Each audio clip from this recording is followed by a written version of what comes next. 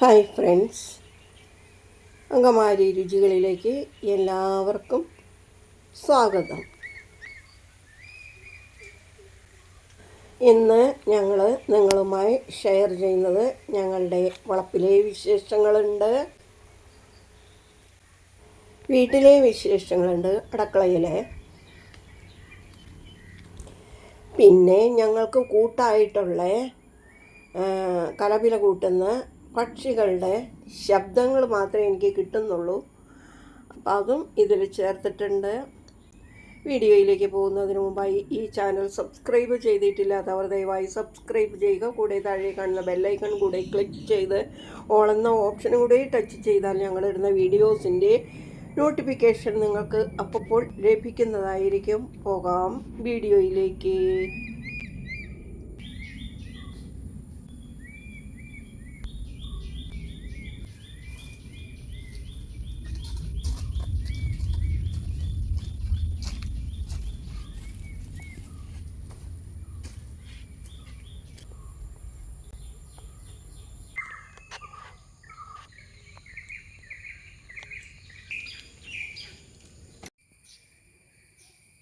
രാവിലത്തെ എല്ലാ പണികളും കഴിച്ചൊക്കെ വെച്ചു വീട്ടിൽ.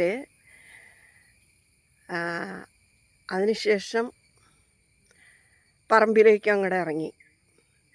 അപ്പോൾ കേട്ടില്ലേ, വന്നു കയറിയപ്പോഴത്തേനും കിളികൾ ശബ്ദിക്കുന്നത്. കൊതുക് കൂടുതലാണ്, നന്നായിട്ടുണ്ട് കൊതുക്. ചിന്തേ,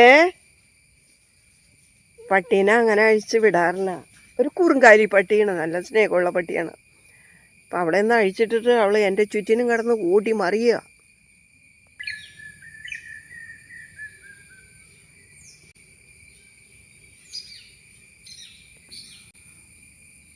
തുമ്പിയും കൂട്ട്.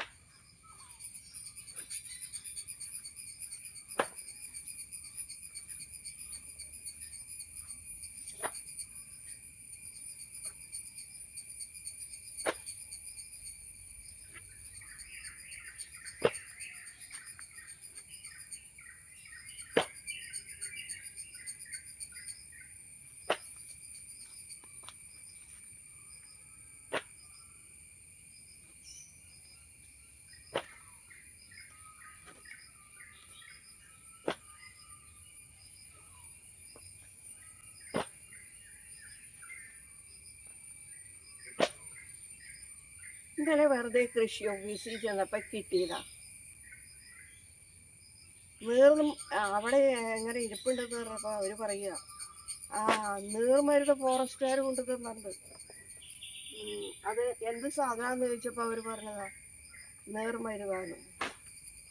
ഈ നീർമരുന്ന് ഏതാണെന്നുള്ളത് എനിക്കറിയില്ല. പക്ഷെ എൻ്റെ കാഴ്ചപ്പാടിൽ ഇത്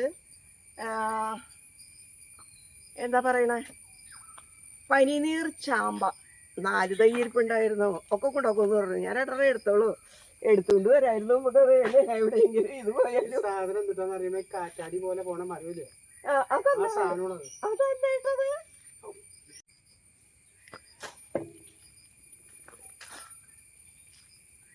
ആർക്കെങ്കിലും അറിയാമെന്നുണ്ടെങ്കിൽ കമൻറ്റ് ചെയ്യണേ. അതായത് നമ്മൾ സാധാരണ നമ്മുടെ വീടുകളിൽ സാധാ ചാമ്പയല്ല, അല്ലാതെ തന്നെ ഇതിൻ്റെ ഇല ഇത്തിരി വളർന്ന് വളർന്ന് വീതിക്ക് നീളത്തിലുള്ള ഇലയാണ്. അപ്പോൾ അത് ഒരു സൈസ് പേരയ്ക്ക പോലെയാണ് അത് ഉണ്ടായി വരുന്നത്. പേരയ്ക്കയുടെ ഏറ്റവും വലുത് ചെറുനാരങ്ങയുടെ വലിപ്പമേ ഞാൻ കണ്ടിട്ടുള്ളൂ. നല്ല മധുരമുണ്ട് അത് തിന്നാനായിട്ട്. ഇപ്പോൾ അത് അങ്ങനെ ഞാൻ 1-2 വീടുകളിൽ അത് കണ്ടു. പക്ഷെ അവർക്കും അതിനെക്കുറിച്ച് അറിയില്ലായിരുന്നു. അപ്പം ഞാൻ പറയുമായിരുന്നു അത് വെട്ടിക്കളയണ്ട, അത് ഞാൻ കണ്ടിട്ടുണ്ട്, ഇത് പനിനീർ ചാമ്പയാണ് എന്ന് പറഞ്ഞു. അത് കഴിഞ്ഞ് പിന്നെ ഒരു നാളിൽ അവരത് വെട്ടായിരുന്നതാണ്, അങ്ങനെ ഇതുപോലെ കിട്ടിയ മരാന്നും പറഞ്ഞു. അപ്പോൾ അവർക്കത് കാച്ച് കിട്ടി, നല്ല മധുരമുള്ള ഒരു പ്രത്യേക ഇനം ഇതാണെന്ന് അവർ പറഞ്ഞു. അവർക്ക് അത് ചാമ്പയ്ക്കാന്ന് പറയാൻ പറ്റുന്നില്ല, അതുപോലെയാണ് അതിരിക്കുന്നത്. അപ്പോൾ വേറൊരു വീട്ടിലും ഇതുപോലെ തന്നെ ഞാൻ കണ്ട് ചോദിച്ചു. അപ്പോൾ പറഞ്ഞു അവർക്കത് കിട്ടാറില്ല, 1-2 മാത്രമേ കിട്ടിയിട്ടുള്ളൂ. കാരണം ഇത് പഴുപ്പാവണേന് മുന്നേ വാവൽ കൊണ്ടുപോകുമെന്നാണ് പറയുന്നത്, ഒന്നും കിട്ടില്ല എന്ന്. നല്ല മധുരമാണിതിന്. അപ്പോൾ ഞാൻ കണ്ടപ്പോൾ ഞാൻ ആ 2 തൈ എടുത്തുകൊണ്ട് പോന്നു എന്നാണ് ഈ പറഞ്ഞു വരുന്നത്. കുറച്ച് വിത്തുകളും കിട്ടി. അപ്പം എന്തായാലും നമ്മുടെ ഏതെങ്കിലും ഒരു അരികത്ത് നട്ടേക്കാലോ.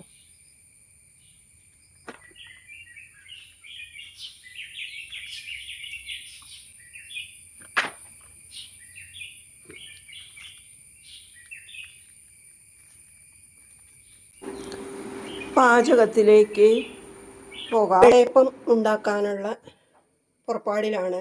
റെസിപ്പി എന്നോട് പലരും ചോദിച്ചു, ഒന്ന് ഇടാമോ എന്ന്. അപ്പോൾ ഞാൻ ഉണ്ടാക്കുന്ന 2-3 തരത്തിലൊക്കെ ഞാൻ ഉണ്ടാക്കുന്നുണ്ട്. അപ്പോൾ ഇന്ന് ഞാൻ ഉണ്ടാക്കുന്ന രീതി നിങ്ങൾക്ക് പറഞ്ഞു തരികയാണ്.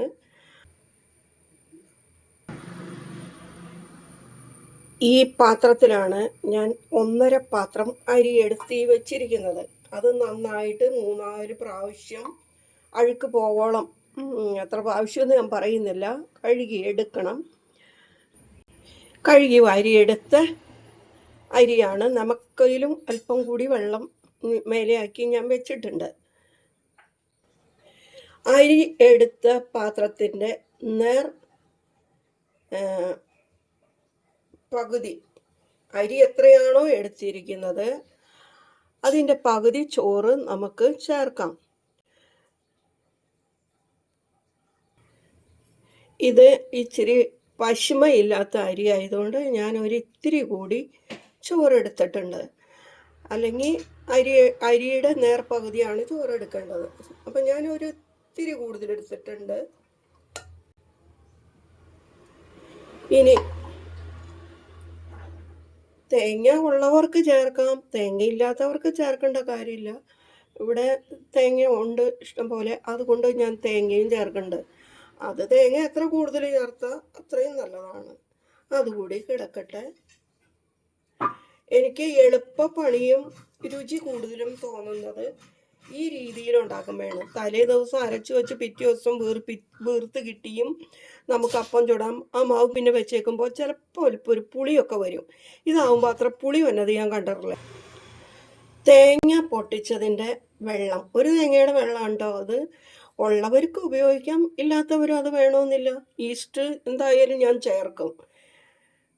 അപ്പോൾ ഈ വെള്ളം ഞാൻ അതിലേക്ക് ചേർക്കുകയാണ്. ഇപ്പോൾ അരി കുതിരാനുള്ളതാണല്ലോ, അപ്പോൾ അതുകൊണ്ട് ഈ വെള്ളം കൂടുതലാകില്ല എന്ന് എനിക്കറിയാം. നിങ്ങൾ വെള്ളമൊക്കെ കുറച്ച് വെച്ച് കുതിർത്തി എടുത്തിട്ട് അരയ്ക്കുമ്പോൾ വെള്ളം ചേർത്താൽ മതിയാവും കേട്ടോ. പിന്നെ ഞാൻ ദേ ഈ കാർക്ക് കണ്ടില്ലേ, ഇത് ഇത്രയുള്ള ഒരു വിരല് കുപ്പിയാണ്. അപ്പം അതിൻ്റെ ദേ ഒരു പകുതി ഒരു പിഞ്ചേ ഉണ്ടാവുള്ളൂ, അതുകൂടി ഞാൻ ഇതിൽ ഇടുന്നുണ്ട്. പിന്നെ നമുക്ക് വെളുത്തുള്ളി, ജീരകം ഇതൊക്കെ വേണമെന്നുണ്ടെങ്കിൽ ഇടാം. ഉലുവ വേണമെങ്കിൽ ഉലുവ ഇടാം. ഞാൻ ഉലുവ ഇട്ടും ഉണ്ടാക്കാറുണ്ട്, ഉലുവ ഇടാതെയും ഉണ്ടാക്കാറുണ്ട്. ഉലുവ ഇടുമ്പോൾ വേറൊരു പ്രത്യേക ഒരു സ്മെല്ലും രുചിയും ഒക്കെയാണ്. അപ്പോൾ അങ്ങനെയും ചെയ്യാറുണ്ട്. അപ്പോൾ ഇതിലേതൊക്കെ എന്തൊക്കെയോ ഇഷ്ടമല്ലാത്തവർക്ക് അതൊക്കെ വേണ്ടതെന്ന് വെക്കാം കേട്ടോ. പിന്നെ ജീരകവും വെളുത്തുള്ളിയും ഒക്കെ നമുക്ക് ഗ്യാസിനൊക്കെ നിയന്ത്രിക്കാനൊക്കെ നല്ലതാണ്. അപ്പം ഞാൻ ഇത്തിരി ജീരകവും കൂടി അതിലിടുകയാണ്. ഇനി നമ്മൾ ചെയ്യേണ്ടത് അതൊന്ന് എല്ലാം കൂടി ഒന്ന് യോജിപ്പിച്ച് വെക്കണം. യോജിപ്പിച്ച് ഇപ്പോൾ പുറത്ത് വയ്ക്കണമെങ്കിൽ പുറത്ത് വയ്ക്കാം. അതല്ല എന്നുണ്ടെങ്കിൽ റൈസ് കുക്കറിൽ ഇറക്കി വയ്ക്കുകയാണെങ്കിൽ അത് അത്രയും നല്ലതാണ്. ഇപ്പോൾ നമ്മുടെ ഈ ഈസ്റ്റൊക്കെ ഇതിലേക്ക് കലർന്നു വരണമല്ലോ, അപ്പോൾ അങ്ങനെ ചെയ്യാം. ഞാനിപ്പോൾ റൈസ് കുക്കറിലാണ് വെക്കണേ കേട്ടോ, അത് പെട്ടെന്ന് ആയി കിട്ടും. എന്നിട്ട് നമുക്കൊരു 3-4 മണിക്കൂർ കഴിഞ്ഞിട്ട് ഇത് അരച്ച് വെക്കണം. അപ്പോൾ ഏകദേശം ഒരു 2 മണിക്കൂർ അല്ലെങ്കിൽ 1 മണിക്കൂർ, അത് ചില രീതി സ്ഥലത്തിൻ്റെ പ്രത്യേകത പോലെ ഇരിക്കും. അപ്പോൾ ഇത് ഞാൻ റൈസ് കുക്കറിലേക്ക് വെക്കട്ടെ. എന്നിട്ട് ഇനി അരച്ചിട്ട് മാവ് കാട്ടിത്തരാം. തേങ്ങ ചിരകിയതിൽ 1 സ്പൂണ് പഞ്ചസാര കൂടി ഇട്ടിരുന്നു. വെള്ളം അധികം ഇല്ല കേട്ടോ, കുതിരാനുള്ളതല്ലേ, വെള്ളം വലിക്കും. അപ്പോൾ അരയ്ക്കുമ്പോൾ എന്നിട്ട് വെള്ളം വേണമെങ്കിൽ ചേർത്താൽ മതി. 4 മണിക്കൂറിന് ശേഷം ഞാൻ അരി അരയ്ക്കാൻ പോവുകയാണ്. അപ്പോൾ ആവശ്യത്തിന് വെള്ളം ചേർത്തരയ്ക്കുക. അതിൽ ചോറും തേങ്ങയും കിടക്കുന്നതുകൊണ്ട് വെള്ളത്തിൻ്റെ അംശം നമുക്ക് ശരിക്കും അറിയാൻ പറ്റില്ല. അപ്പം ഞാൻ ജാറിലാക്കട്ടെ. പകുതിയോളം ഞാൻ ഇട്ടിട്ടുണ്ട്, അത് അരച്ചു കൊണ്ടുവരട്ടെ. ആദ്യത്തെ ഞാൻ അരച്ചു കൊണ്ടുവന്ന് വേറെ പാത്രത്തിലേക്ക് പകർത്തി മാറ്റിയേക്കാണ്. അപ്പോൾ അതിനകത്ത് ഇത്തിരി വെള്ളത്തിൻ്റെ ഇത് കുറവുണ്ടായിരുന്നു. അപ്പം ഞാൻ ഇത്തിരി വെള്ളം കൂടി ചേർത്ത് 2 സ്പൂൺ വെള്ളമൂടിയും ചേർത്താണ് അരച്ച്. അപ്പോൾ അത് കണ്ട് ഞാൻ ഇതിൽ 2 സ്പൂൺ വെള്ളമൂടിയും കൂട്ടി ഒഴിച്ചിട്ടുണ്ട്. ഇതുകൂടി അരച്ചു കൊണ്ടുവന്ന മാവ് ഇതിനകത്തേക്ക് മേലെയല്ല, ഞാനിപ്പോൾ ഇളക്കി കാണിച്ചു തരാം. ഉപ്പാണ് ഞാൻ ഈ ഇടുന്നത് കേട്ടോ.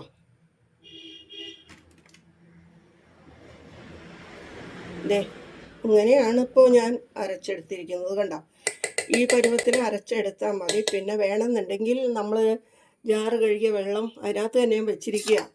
അപ്പോൾ അതവിടെ ഇരിക്കട്ടെ. ഒരു 2 മണിക്കൂർ ഒക്കെ ഇരിക്കേണ്ടി, ചിലത് 1 മണിക്കൂർ ഇരുന്നാൽ മതി. അത് ചില സ്ഥലത്തിൻ്റെ ചൂടിൻ്റെ ഇതുപോലെ ഇരിക്കും. ചൂട് കൂടുതലുള്ളിടത്താണെങ്കിൽ പെട്ടെന്ന് വെറുത്ത് പൊന്തും. അപ്പം ഞാനിത് റൈസ് കുക്കറിലേക്ക് ഇറക്കി വയ്ക്കുകയാണ്. 2 മണിക്കൂറിന് ശേഷം മാവ് ഇത് നല്ലോണം വീർത്തു. ഇതൊന്ന് കലക്കട്ടെ. ഉപ്പ് നമ്മൾ ഇട്ടിരുന്നതാണല്ലോ, ഇത് ഇങ്ങനെ ഒഴിച്ചിട്ടുണ്ടെങ്കിൽ അപ്പത്തിന് കട്ടി ആയിരിക്കും. വീർത്ത് നല്ല ഇതായിട്ട് ഇരിപ്പുണ്ട് എങ്കിലും അപ്പത്തിന് കട്ടി ഉണ്ടാവും. അപ്പോൾ ഈ കട്ടി ഇത്തിരി കുറയ്ക്കാനായിട്ട് ഞാൻ ജാറ് കഴുകിയിട്ട് ആ വെള്ളം ഇവിടെ വെച്ചിരുന്നു.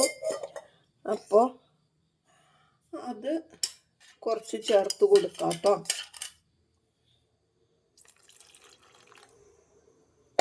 ഇത് പാലപ്പച്ചട്ടിയിലാണെങ്കിൽ, ഇത് പാലപ്പത്തിൻ്റെ കൂട്ടുണ്ട് കേട്ടോ.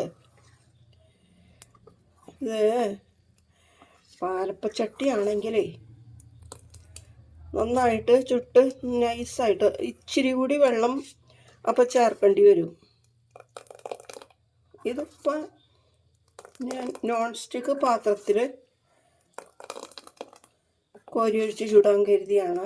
അത് ചട്ടി അടപ്പത്ത് വെച്ചിട്ടുണ്ട്, കോരി ഒഴിക്കാൻ പാണ്. ചുട്ടെടുത്ത അപ്പം അരിയുടെ ക്വാളിറ്റി പോലെ ഇരിക്കും അപ്പത്തിൻ്റെ മേന്മയും.